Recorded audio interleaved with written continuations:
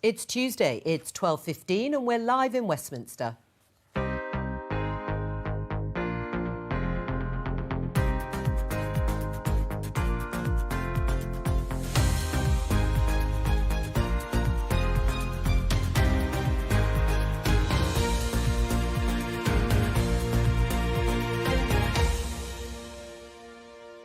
Joining me today, Conservative MP Anthony Browne, Shadow Housing Secretary Thangam Debbonaire, crossbench peer and former Paralympian Tanni Grey-Thompson, and Politico's UK political editor Jack Blanchard. Reaction to that interview splits along party lines. Perhaps the best thing I can say is that I've always had the highest admiration for the Queen. You have to draw conclusions from the way Meghan was systematically criticised and attacked for things which other white members of the royal family could get away with. Schools are back, but what about universities? I was hoping I might be able to get back the last few weeks, but since my course is non-practical, it's likely that I won't be going back until after the 12th of April. We have 1 year to go. 1 year before we meet again. That's the image they want to project. But with China accused of genocide, should Brits boycott the Beijing Games?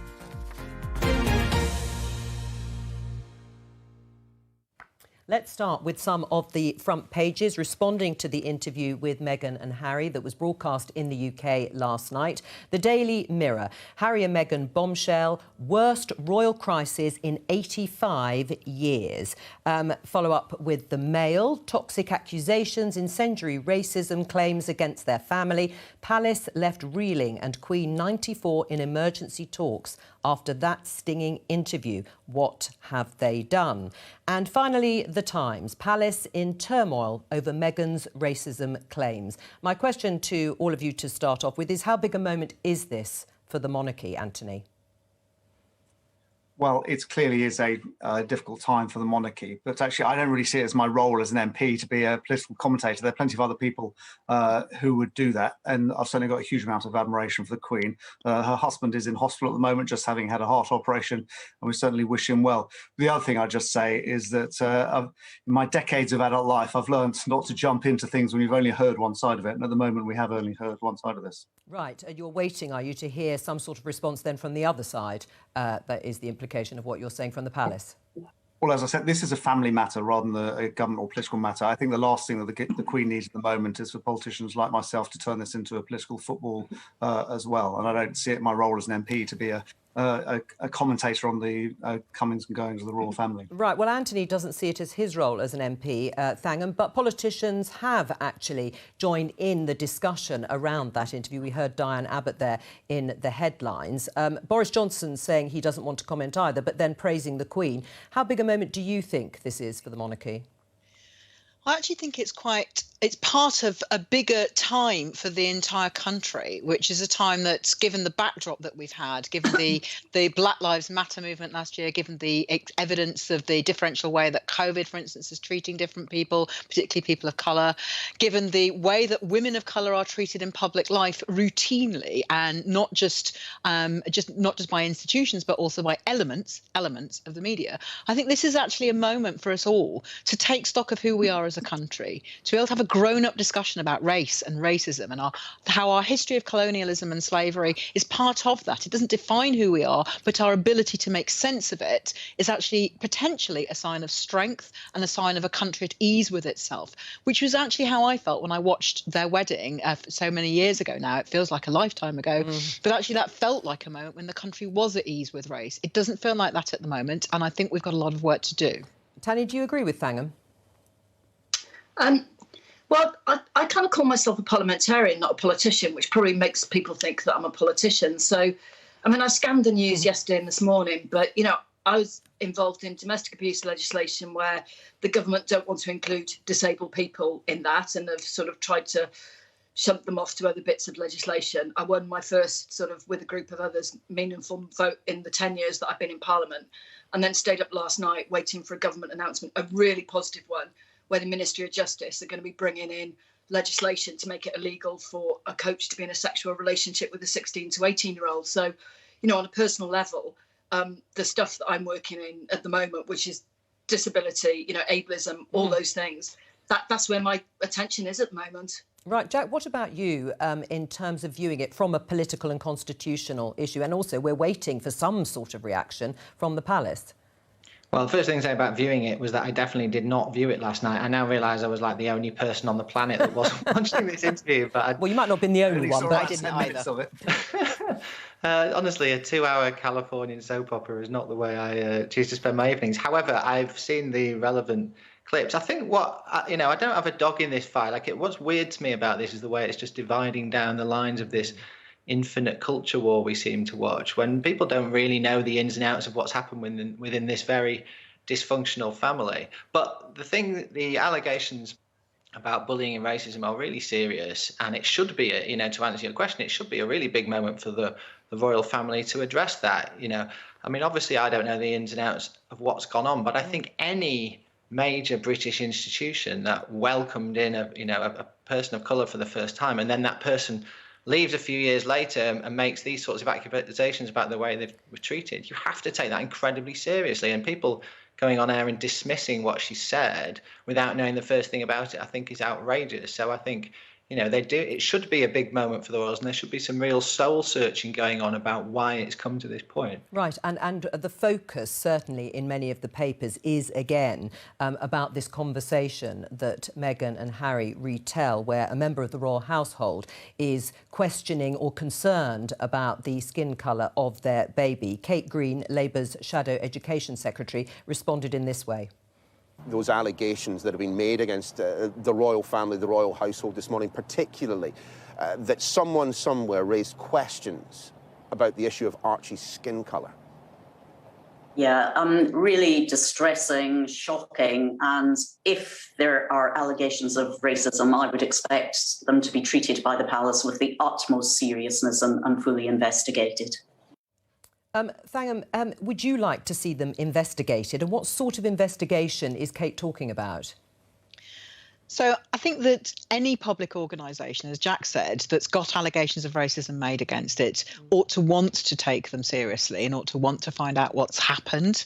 And I think that's important for any public organisation. There's all manner of organisations actually involved in this story. And for instance, there are elements of the media commentariat that I think also need to look at their own involvement. I think there's serious questions about how we treat women of colour in public life, which have to be taken seriously. Right, but what form would the investigation take? I take your point about it being looked at seriously, but what sort of investigation would it be? Well, at this stage, it's too early for me to tell because, as I said, I didn't actually watch the programme, so I'm not aware of all of the detail of the allegations. But I think that any institution ought to be capable of asking for some expert help. It isn't necessarily appropriate for an organisation to investigate itself, but it sometimes is a good start, at least to take pause and reflect. And I would say that to any organisation, any public organisation with serious allegations made against it. Do you agree, Anthony, that there should be some sort of investigation? I mean, there is an inquiry going on into claims that Meghan Markle bullied royal staff. That was announced last week. Should there be some sort of investigation into who came up with this conversation? Well, as I said earlier, we've only heard one side of this, and I did watch the first 10 minutes of the programme, and I found it so depressing. I went to bed and read a book on the Enlightenment. But clearly, it's up to Buckingham Palace to decide how it wants to respond, and it's not up for me I think as an MP to tell Buckingham Palace how to respond in this in what is a family matter. But clearly, the Queen is well loved. I'm certainly very impressed with the work she's done leading the nation over the last 69 years. I look forward to her Platinum Jubilee next year. But clearly, they need to make sure they retain the trust of the public, which I'm sure they do at the moment. Right, Jack. I mean, we still don't really quite know what Labour would like to see in terms of the investigation. Someone might say it would be difficult to sort of sack a member of the royal family if it turns out to be that way. And we now know, because Meghan Markle told Oprah Winfrey that it wasn't the Queen or Prince Philip. So how would it work? I haven't got the foggiest. I mean, kind of Prince Andrew kind of got sacked, didn't he? I mean, certainly, resigned due to ill health or something. I mean, but I can't explain the ins and outs of that weird feudal institution to you, Joe. I mean, but it is nonetheless, despite being, a family matter, it's a bit of a cop-out. It is still an important British institution, which is part of our constitution. The Queen's the head of state, so you can't just ignore these things and say, oh well, it's a family rowing amongst themselves. No, it's not. It's like it's a serious allegation made against one of the pillars of our constitution. All right, we're going to leave it there for the moment, and of course we await any statement from Buckingham Palace in response. Now, yesterday you will know that schools opened fully to their pupils at primary and secondary level in England, but we don't know much about what's going to happen with universities and face-to-face teaching. Let's talk to Johnny Jenkins, who is a final year politics undergraduate at Warwick University. He's at home in Essex at the moment. Johnny, what's been your situation? So I'm studying at home all the time at the moment. All my classes are online. I haven't seen my friends since Christmas. And before the Christmas holidays, I did have in-person teaching. Half of my academic studies was in person and half was online, and it was all okay. But at the moment, we haven't really got clarity on when we can go back to university. Lots of people now are deciding just to take it upon themselves and travel to university, which is against the government guidelines. And so students, I think, are quite confused and feeling a little bit left out of the conversation about education. Right. And what do you think should happen in terms of any rebate for accommodation and fees? When it comes to accommodation, I'm paying over £100 a week on an accommodation room that I'm legally not allowed to go and visit. So I do think there needs to be some sort of compensation there. Who is going to refund the money? Well, it's a private accommodation. It's not owned by the university, and so either the government need to step in here or fill the gap, because the private renters have bills to meet as well. And when it comes to the tuition fees, well, no matter how hard lecturers and teachers try, they just can't match the same level of education online. And you're paying over £9 a year for a service that you're not getting to your full quality. So I do think there needs to be some sort of discussion there, and perhaps the government stepping in like they have with industry and other areas to fill the gap a bit. All right, well, Johnny, perhaps you'd like to listen to the debate and the discussion with the other panellists. Tanni, you're a Chancellor of a university, Northumbria University. Why are universities charging £9,250 for fees? Well, I guess a big part of it is they feel that, the tuition has been able to keep going. I think it varies considerably what type of course you're on. And for me, I'm a mum. My daughter is in her first year at university, and I think that's probably been easier maybe than some of the second and third years at university. But she's had a couple of hours of face-to-face teaching. She has gone back. She was told to go back.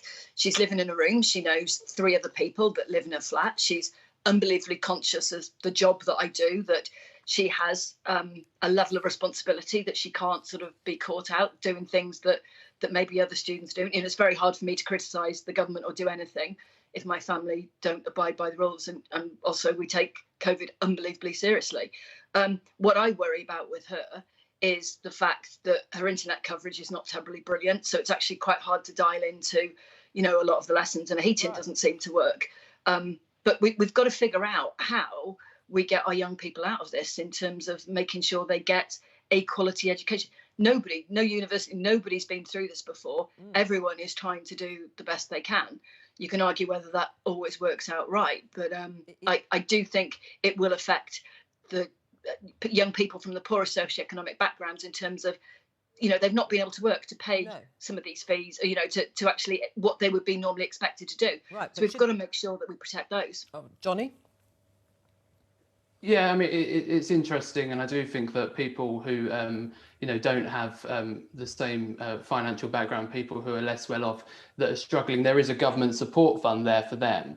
But in terms of rent and things, that affects everybody, and a lot of parents of people having to pay this money as well. So I think you do need to look at approach when it comes to accommodation fees that looks at a wide range of students. Right. I mean, Tanni, when it comes to the fees, it's not the same value for money, is what Johnny is saying, online as face-to-face. So should students have to incur that debt?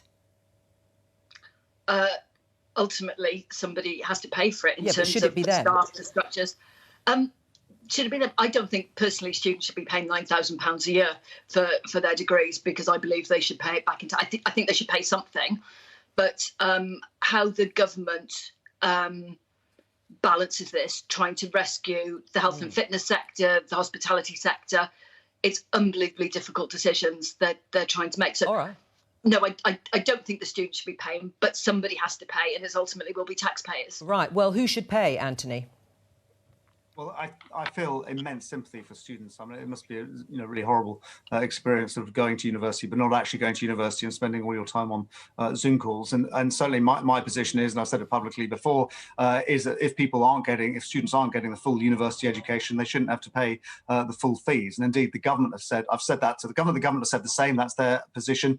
But it is ultimately, universities are independent organisations. They set the fees. The government sets the cap at £9,250, but the universities set it below that. And I know the government has asked the Office for Students to, the regulator for universities, to look at whether students are being given full courses or not. And the universities actually, I mean, they are getting all this money in. They're not like businesses that I've been dealing with and the government's been supporting during the pandemic that are going bankrupt, etc.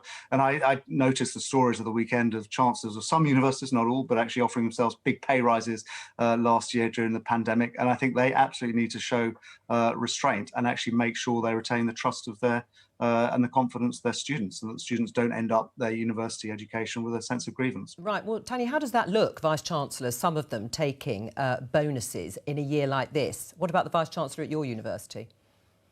It's not a good outlook anyway in terms of taking bonuses and pay, but each university has to ultimately make a decision. As Chancellor, I have no formal role to play in the university's decisions. I turn up when we can, and my role is purely ceremonial. So it's difficult.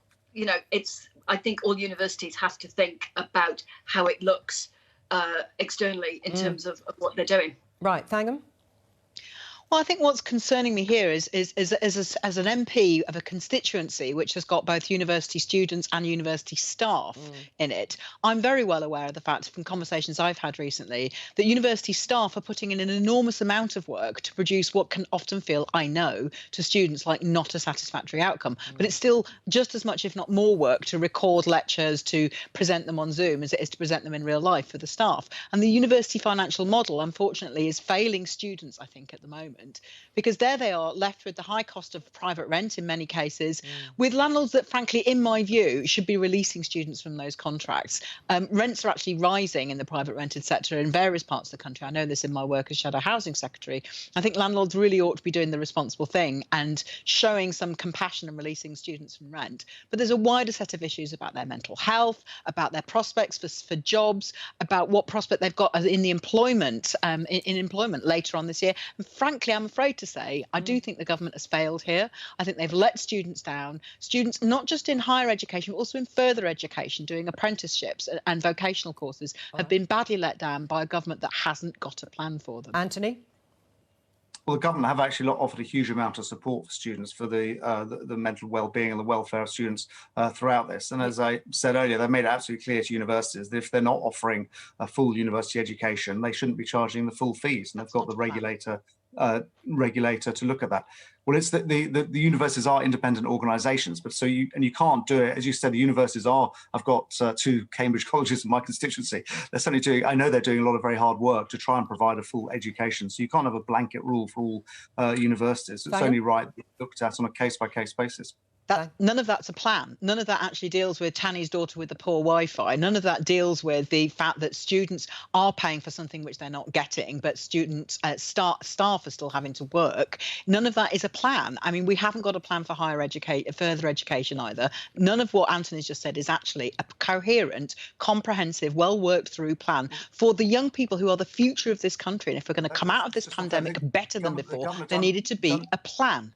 Anthony? The government done, as you know, I'm sure the government done a huge amount of work with universities across the country to make sure they can stay operational and can continue offering educational support for students, as well as offering support for the well-being of students. And that's why the universities, they have carried on. They have lessons have continued. I agree it's not a full university education. As I say, I feel immense sympathy for the students as a former university student myself. And I certainly think if they're not getting the full education, they shouldn't have to pay the full fees. And on the landlord issue, again, I've got huge sympathy for that. I can completely understand their grievance. That is an issue between the landlords and the tenants, and in lots of other areas. And I know this. I've been dealing with a lot of pubs in my constituency.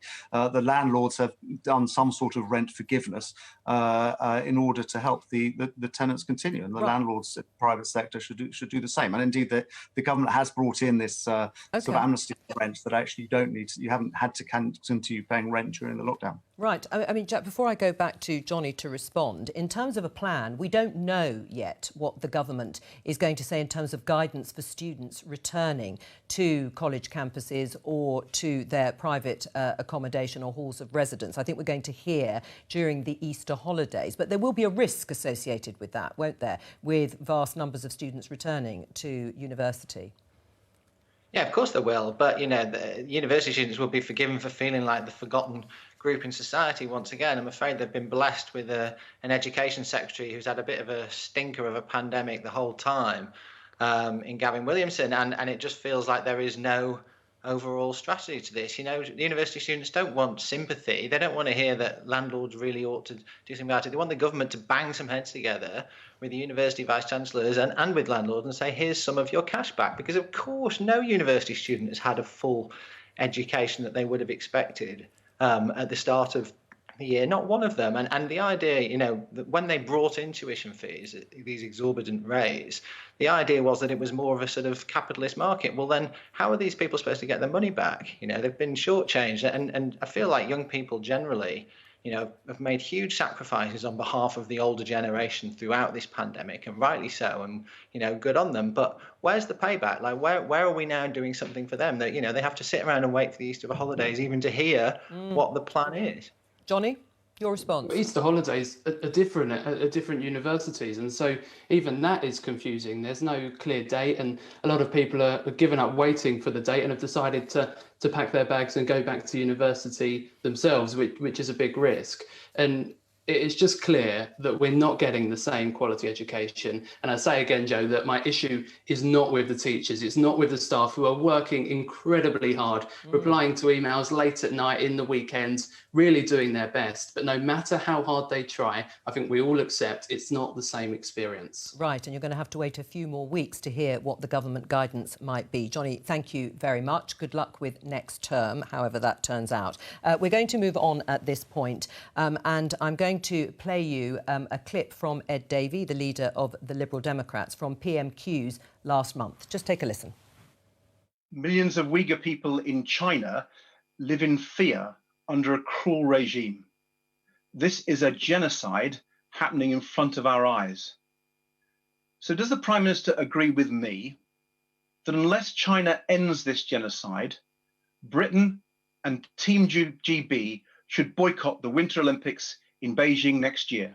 We're leading international action in the UN to hold China to account, and we'll continue to work with the US, friends and partners around the world to do just that. He raises a point about a sporting boycott. We're not normally in favour of sporting boycotts in this country, Mr. Speaker, and that's been the long-standing position of this government.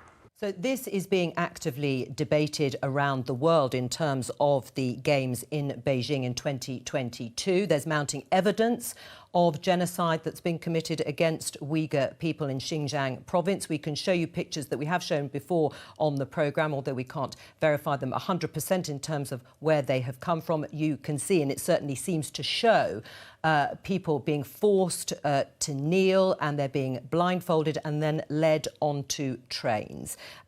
Listening to all of that, Tanni, should the Winter Olympics and Paralympics in Beijing be boycotted? You look at pictures like that, and I've spoken in debate on the treatment of Uyghurs, and it's horrific. But does boycotting a sporting event change anything? I actually don't think it does. If it did, I think there would be a lot more athletes who would be willing to step up. The ones it actually affects are the British athletes and the other from other countries who don't get to compete. It doesn't change the sports administrators. It doesn't change too much in terms of how the Uyghurs are treated in Japan. I mean, it's interesting, the IOC have said that after these games, they're going to be looking at countries that will have a better record of human rights. But actually, there's not a huge number of countries that can afford to host these games. And actually, a lot of the countries that can afford to host them are possibly countries we wouldn't want to have the games in. So I feel unbelievably sorry, but actually boycotts don't work. They're a statement, but they don't change behaviour. Sadly, they just don't change behaviour. Thangam, what's your view? Should there be a boycott? Well, I think we've got a long way to go yet, and we need to make sure that UN monitors actually have access to the camps, that they can actually do their job. That's not happening at the moment. We need to work with our democratic allies and use every single tool of diplomacy that we've got. But we also need to change direction from the government, who, frankly, have a very confused China policy indeed. The U-turns on Huawei, the fact we've still got investment from the Chinese in nuclear power stations. They don't seem to understand the strength of feeling across both sides of the House and both houses on the genocide that's happening in Xinjiang region, and their rejection of the amendment in the trade bill about genocide just seems to be a very bad sign. I think the government actually urgently needs to take a cold, hard look at its own China policy, and that's got to come urgently, because we've got quite a way to go yet before we get to the Olympics. Anthony? Well, I agree. What's happening in Xinjiang is absolutely unacceptable. I've spoken out about it. I'm actually on the board of the China Research Group of Conservative MPs who are concerned about China, and the government has been taking action. It can always take more. We've called the UNHCR Human Rights Commissioner to be able to do an investigation on it. We've cracked down on Huawei, which, as Thangam mentioned, we've also stopped supply chains to make sure that slavery isn't used within supply chains of companies. And I'm sure the government will be looking at more. On the particular issue of boycotts, I'm generally opposed to doing things that are purely symbolic. If Tanni says they don't work, maybe that does undermine the case for them. But actually, and I have talked about this with colleagues, it's actually under the International Olympic Committee rules, it's the Global Committee, Olympic Committee rules, that governments aren't, it's up to the individual national associations, so the British Olympic Association, to decide whether to have a boycott or not, and the governments aren't meant to get involved within that. But if the British Olympic Association did decide to do a boycott, and they have to weigh up all the pros and cons themselves, I'm sure they'll get a huge amount of support. Right, well, should the International Olympic Committee decide that, Tanni? Sorry, I missed that slide. What? Should the International Olympic Committee decide that there should be a boycott on the basis of the evidence that has been mounting? The reality is they will not take the games away from China right now. There's lots of talk. We have a peace treaty. Countries aren't meant to kill each other during the Olympics. And that's lovely. It's disguised compliance. It looks lovely during games time. Does it change wider behaviour? No, it doesn't. It ends up being politicians versus sports people. And to me, it's tokenistic. I think there are so many other levers the government can pull than rather just saying we're not sending a bunch of athletes. And actually, in terms of, the medal table is political. The fact we have a medal table, the IOC, don't really recognise it, but every country does. And the countries the British athletes won't win will just go to other countries, and they'll use that for soft politics. So on so many levels, it doesn't change things. I hear you, but I suppose some people may ask, is there a level at which you say we're not sending our athletes? Is there anything that countries can do then? There are no limits, no boundaries to the crimes that can be committed for Olympic Committee to say it's not one for us, Gov? Well, it's down to the governments. Governments of every country like to say politics and sport don't mix. That is just not true, because they do. But it's down to the government to make the decisions, to pull levers, to try and get China and other countries with appalling human rights records to behave differently. Right. I don't necessarily think it's down to the athletes, because it's their career is shot if they boycott. And does it change anything? No, it's a lovely moment in time, but it doesn't change the Chinese government's behaviour. Actually, there's a bigger question on IOC governance and what countries they choose to award the games to, how they run themselves. What do they want the Olympics to be? Do they want to be glossy and shiny, or do they actually want to live up to the principles they say they hold? Right. So the IOC needs to change. Oh, they do need to change. Jack, what's your view? I think it would be symbolic, and it's obviously not going to change Chinese behaviour. On the other hand, you do have to imagine what it's going to look like next year when we have the opening ceremony in Beijing and all that glitzy moment when we're celebrating China and all the British athletes stood there taking part in that.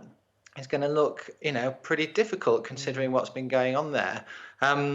So I think there is sometimes a value to doing things purely for symbolism. But I think it's right to say the government's attitude to China is unclear, confused, shifting. And in fact, we're going to see a big report next week, which is supposed to set the new sort of diplomatic direction of this country and is going to have an awful lot to say about how we should approach China. But it's not just this country, it's something that the whole of the West needs to get together, particularly Europe, the UK and America, and think about how we deal with this emerging, superpower. Right. I mean, Tanni, what's it like? What does it feel like when you're an athlete going to countries that have a poor human rights record? What does it feel like when you're there?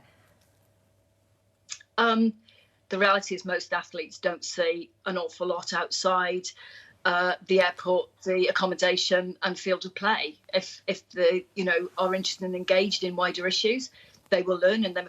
But actually, the reality is one track looks pretty much like another, and it's down to the individual athletes to decide what their political view on this is. And actually, the athlete contracts, when they go into games time, allow them to have virtually no political or certainly public opinion on any of this. So it's very difficult for athletes to have an opinion and make those choices. Right. If we look back to the boycotts Moscow and LA, yes. What did it change? It didn't. OK, I mean, more broadly then on the policy that we've heard from both Jack and Thangam, Anthony, as you say, you're part of the China research group of MPs. What do you want the government to be saying in that report? Well, I think it needs to look at all options and all levers it can pull on against China to make sure that they stop, for example, the genocide in Xinjiang. Well, I mean, one of the issues that obviously people are looking about is sanctions of different forms, and that's certainly something I'll be very sympathetic for.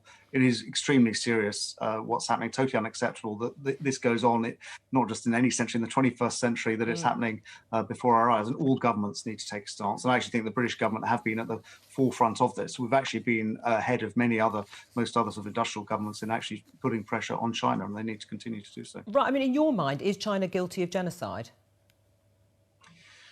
It's certainly guilty of, really horrendous human rights abuses. I know when you get discussions with international lawyers about this, there's a very specific legal definition of genocide, and they'll start having a debate about does this meet that definition or not. But for all intents and purposes, and as a sort of a non-lawyer, it certainly seems like genocide to me. But it's certainly, absolutely horrific human rights abuses. Right, Thangam, what's your view on that? So, well, doesn't that mean, therefore, Anthony, that your government and you should be supporting, when the trade bill comes back to the Commons, you should be supporting the anti-genocide amendment that's had cross-party support in the House of Lords, and so many MPs feel very strongly about it? I'm hoping that means you'll support it.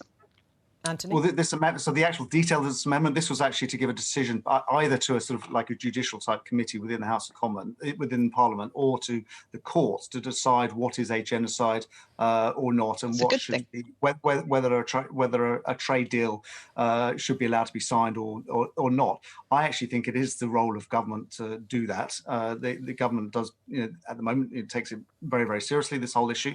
But actually, if you allow, you end up undermining our whole constitutional process if you give a court a role to actually overrule a decision made by Parliament and by the government, and that's not the constitutional that we have in this country. Giving court a role. I absolutely, the outcome of what the amendment is aiming at, I totally agree. We should not be having trade deals with countries that are committing genocide, but it shouldn't be up to courts to overrule Parliament and government on that issue. It should be up to governments and parliaments to make that decision, and that's what I support. Courts rule all the time, and courts should rule. Courts should have a role in being able to assess whether or not that something is genocide. That is, as you said, a very precise legal definition, and therefore there is surely a role for courts in that assessment of whether or not there is genocide taking place. And that's what that amendment seeks to do. And it's got cross-party support. I think if you support the outcome, you need to look again at the amendment. Anthony?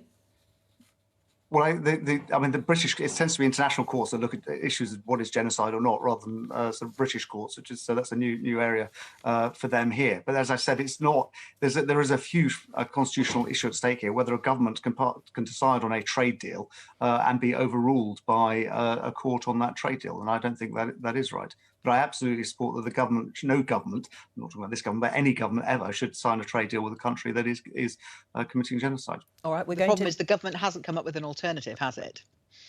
All right, we're going to... It's got the alternative, which is the situation at the moment, whereas the government can make a decision on genocide and can base that on a lot of different factors, and maybe there'll be international courts that will be having hearings on that, and that will be the basis of its decision. All right, we're going to return to that issue, no doubt, next week sometime. Let's move on to a story in Bristol. I'm going to show you this headline from Bristol Live. Proposed ban on strip clubs in Bristol, a step closer after City Council vote. Last night, Bristol councillors voted narrowly to send a proposed ban on lap dancing clubs in Bristol out to public consultation. We can talk to Tuesday Leveux, who is the producer of Bristol Burlesque Festival and an exotic dancer. Your response, first of all, Tuesday, to that vote? Well, I wasn't surprised by it. I know that the 3 Conservative councillors voted in favour of keeping the SEV licensing capped at 2. I believe it was Labour and other parties that voted in favour of putting it out to public consultation. I wasn't surprised because this happens practically every time that the licensing comes up. Right. Thangam, you're in support of the Bristol ban, which would close the city's 2 lap dancing clubs. Why? Well, because I'm in support of making sure that men's apparent right to exercise a sense of entitlement over women's bodies and to sexualise them shouldn't trump women's desire to have safety, to be free from harassment and abuse, and that actually affects women not just inside the club but outside as well. I think that we also need to listen to what men say about why they go to these clubs. And when I worked for many years with very violent men, one of the things they talked about was the ways they got a justification for their sense of entitlement over women's bodies. And sexual entertainment venues are part of that. They're not all of that. And the opposite is that we decide that it's okay for there to be a commercially sanctioned opportunity for men to decide that on their way home to their wives and children, it's okay for them to pop in and sexually commodify women, and that then they can just immediately turn out of the club with a completely different set of attitudes. Tuesday? Well, I completely refute everything that Thangam says. It's simply not based in fact. I'd be curious to see these reports. It's not something that I've ever read in my 16 years now as an exotic dancer and all the extensive research that I've done within it. What I do hear from Thangam is blaming sex workers for the assaults that men and people carry out on women. And I think that's particularly disgusting. Not even slightly. I'm blaming men and I'm holding men responsible. And I think men who talk about the reasons that they go to clubs and the reasons that they want to just ditch the normal rules of respectful behaviour towards women, I think that's where the clues lie. I think it's really important that we take notice of the fact that women experience greater levels of sexual harassment and sexual assault outside clubs, that even within clubs there needs to be CCTV cameras and numerous security guards in order to protect the women working in there, which kind of tells its own tale about the level of safety that's in there. I'm very glad that this has gone out for public consultation and so people will be allowed to submit evidence and give a view. Tuesday? The thing is, Thangam, you and I both know that statistic is made up, that statistic that you're referring to about an increased number of sexual assaults happening outside of clubs has been refuted extensively by Dr. Brooke Bagnanti, wrote a whole book about it in Sex, Lies and Statistics. And the London Met Police refused to use the statistics that you're talking about. What you're talking about is the horrifying number of sexual assaults that happen in city centres. Right. That's what you're talking about. Right. It's entirely useless to attach it to strip clubs. Right, but Tuesday, why should these clubs stay open? Why shouldn't councillors vote on this issue? Well, I know. To be clear, I think the clubs absolutely should be licensed. I have no problem with that. I think it's important to note that we're talking about 2 SEV licensed venues downtown that are both owned by the same woman, that employ a number of people and that are in good standing with the Avon and Somerset Police, with the Barbie Association, which is the Bristol Bar Association, and with Bristol Nightlife. The club should stay open, because I noticed that Thangam is talking exclusively about men and completely erasing women and sex workers in this. The women that work in these clubs are happy. It's work that we choose. I personally don't suit 9 to 5. I never have. I've worked a lot of different jobs. I worked in an office. I ended up having to take medication after working as an office manager for a number of years. Dancing is a wonderful self-expression. Expressing sexuality and sensuality is a wonderful self-expression. And getting paid to do it is even better. And I feel like that's my own personal choice. And I'm sorry that Thangam feels so frustrated and rejects sensuality and sexuality so thoroughly from our city, because Bristol simply doesn't feel that way. Time and time again, we've told you that. Thangam? I think it's important that when there is a commodification of women's bodies, when men can pay to be able to treat women purely as sexualized objects, and they speak about them as objects, that we at least have a public consultation on whether or not that is appropriate in the 21st century, given the high levels of violence against women and girls. And I'm glad that Bristol City Council has taken a mature decision to put this out for public consultation. All right, let me bring the others in. Tanni, what's your view? I'm really uncomfortable with lap dancing clubs, licensed or not. And I mean, listening to Tuesday talk about very positive choice about that as a career. We talk about choice, and, you know, some women have free choice and some women have no choice whatsoever. And I think we need a much wider debate on other areas of sex work and what happens, and why women feel, you know, many women feel that is the only route that they go through. And, you know, I've been to a lap dancing club. It was many years ago. It wasn't in the UK. It was with a young athlete, male athlete, who wanted to go, and I went with him to look after him and stayed 6 minutes, 10 minutes, I don't know, left. But I was really not comfortable in that environment and how men were behaving in that environment, and I felt very uncomfortable for the women, who I don't think it was a choice. So I you'd think like to see them closed as well. Right, so you'd like to see these two clubs close? Yeah, but then what happens to those women? You know, so there's this lovely view of, if we close them, it'll all be sorted. Actually, it won't. What other choices do those women have to work? Do they then go into much more unsavoury and much more dangerous work than in the club? So it's not as simple as opening and closing, because there's so many lives that are affected by this. Right. If I remember rightly, Anthony, Tuesday said that the Conservative councillors in Bristol actually voted for it not to go out to public consultation. Did they do the right thing? Yeah, I hadn't heard of these Bristol lap dancing clubs until today, and I'm certainly no expert on them. But it's absolutely right. It's up to the local council. They're licensed. The council has to decide the licensing conditions and enforce them, and it should be up to local democracy as a result. But I think that it's the paramount thing is the safety of the lap dancers working in there, and clearly if there's any risk to that, the local authority needs to take that into account. But also we should listen to their views, and you know, if they see it as a legitimate work that they genuinely want to do and they're not pressurised into it, and if it's safe and so on, then actually that should certainly, they should certainly have their voices heard, and they should be part of the decision. Right, Jack. Do you think this might set a precedent for other towns and cities? I mean, it's possible. I mean, it's localism in action, isn't it? And I absolutely agree with that. I think it is down to local towns and cities to decide what sort of place they want their city centre to be. What sort of establishments do they want to see there? And if some towns and cities decide they don't want these sorts of places and others do, I think that's exactly how it should be. I think there's too much of people sat in Westminster, frankly, and making decisions about what different parts of the country should look like, and it's much better that it's local people, and whether that's through their councillors voting or whether it's through a local consultation or both, then great, I'm all for that. Right. Tuesday, do you agree it should be up to local people to decide? Yes, I do. And I also agree with Thangam about it going out to consultation, because it's gone out to consultation every time, wasting everybody's time. And every single time, the last survey came back with over 60% of the people who responded to the survey, Bristolians who responded to the survey, saying that they were indifferent or fine with the clubs. I'd like to go back to what Tanni was saying. What you're talking about is trafficking. Now, there is simply zero evidence of trafficking within the clubs in Bristol and, truthfully, within the clubs across the country. Okay. Trafficking happens most commonly in places like nail bars and car washes, and it is an issue in the city and restaurants. I know that we like to use, strip clubs as an example of that. We are all opposed to trafficking. All right, Tuesday, we're going to have to end it. We're going to have to end it there, I'm afraid. But thank you to all of you for being my guests on today's show, and I will be back tomorrow, of course, at the earlier time of 11:15 with Prime Minister's Questions. Bye-bye.